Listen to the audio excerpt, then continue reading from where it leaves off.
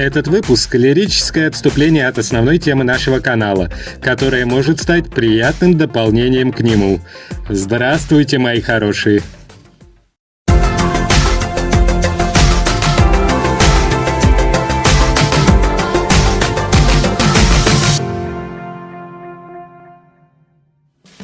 Мне посчастливилось жить и работать на удивительной и гостеприимной Самарской земле с живописными, порой мистическими и, не побоюсь этого слова, уникальными местами, с которыми очень бы хотелось познакомить вас, мои зрители.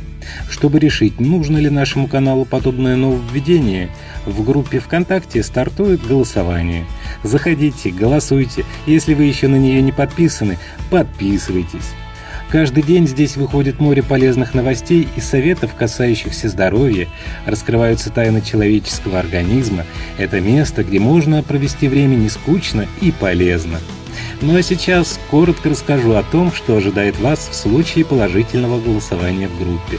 Самара – один из крупнейших по площади городов России, занимающий 6-е место в стране по численности населения. Расположилась Самара на правом берегу реки Волга, напротив национального парка Самарская Лука. Помимо того, что город является крупным центром машиностроения, металлообработки, пищевой, космической и авиационной промышленности, поводом для особой гордости жителей является самая большая площадь Европы – площадь Куйбышева, занимающая 17,4 гектара. В мире существует всего 4 центральные площади по территории, превышающие Самарскую – в Пекине, Каире, Пхеньяне и Гаване. Здание Самарского железнодорожного вокзала – это самый высокий из всех вокзалов Европы. Его высота со шпилем достигает 100 метров. Городская набережная является самой длинной набережной в России. Это не просто достопримечательность. Ее можно назвать культовым местом для всех горожан и гостей города. Живописно спускаясь террасами, протянулась она более чем на 5 километров вдоль берегов матушки Волги.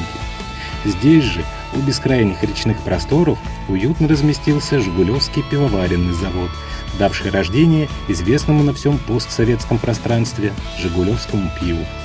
Ну вот, краткое вступление окончено, давайте теперь перейдем к основной удивительной и мистической части.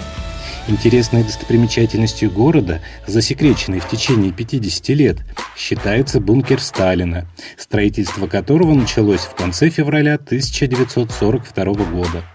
Планировалось, что в случае захвата Москвы немецко-фашистскими войсками данная конструкция послужит надежной защитой вождю народов.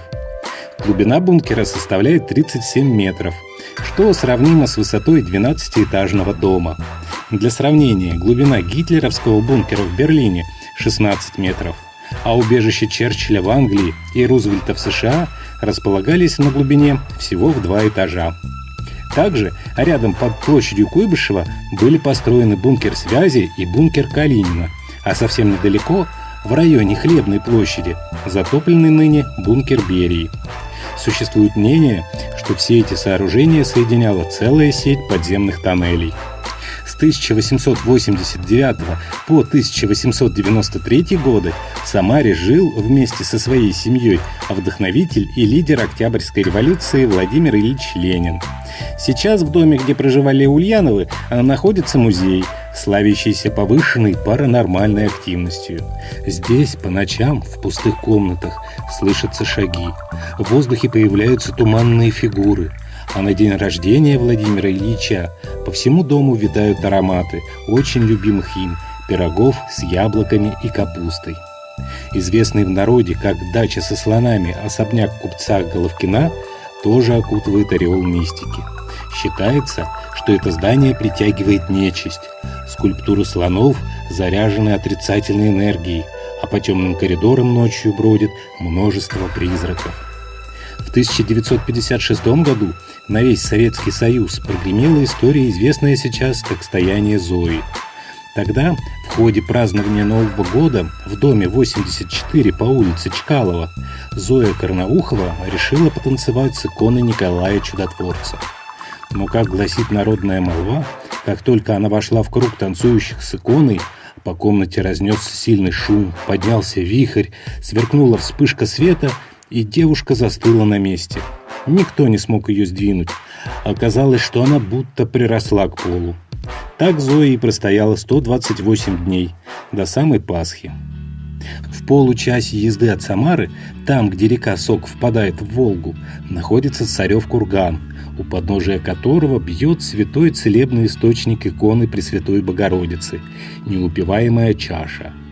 На вершине кургана в свое время останавливался Тамерлан после победы над Тохтамышем. Петр I поставил на кургане крест, сделанный собственными руками, любовался с его вершины красотами природы и император Александр I. Одна из легенд гласит, что именно здесь Стенька Разин спрятал свои сокровища. А также существует поверье, что под курганом похоронено множество древних воинов, которые время от времени в полночный час выбираются на его склоны, и горе тому, кто повстречается с ними.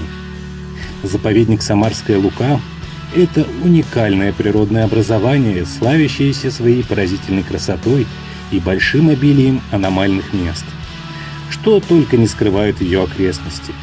Тут и урочище Каменная чаша со святым источником Николая Чудотворца и блуждающими вдоль ее склонов призрачными фигурами, и большая сеть пещерных систем, расположившаяся под Жигулевскими горами, окутанная легендами о древних цивилизациях, путешествиях в потусторонние миры и базах НЛО, и место обитания снежного человека, которого здесь ловят с 1929 года, и светящиеся объекты, столбы света, кошачьи лапки, кошачьи ушки, и миражи таинственных городов и загадочных построек, крепость Пятилун, Белая церковь, Фата Моргана. А уж сколько раз происходили наблюдения летающих тарелок, парящих над Жигулевскими горами, и не сосчитать. И это только малая часть того, о чем можно рассказать и что можно показать вам, мои дорогие зрители. А так что, если вас заинтересовал мой рассказ, поучаствуйте в голосовании, тем самым поддержав рождение новой рубрики на нашем канале. Не болейте, ставьте лайки, подписывайтесь на канал, если вы этого еще не сделали. Здоровья вам!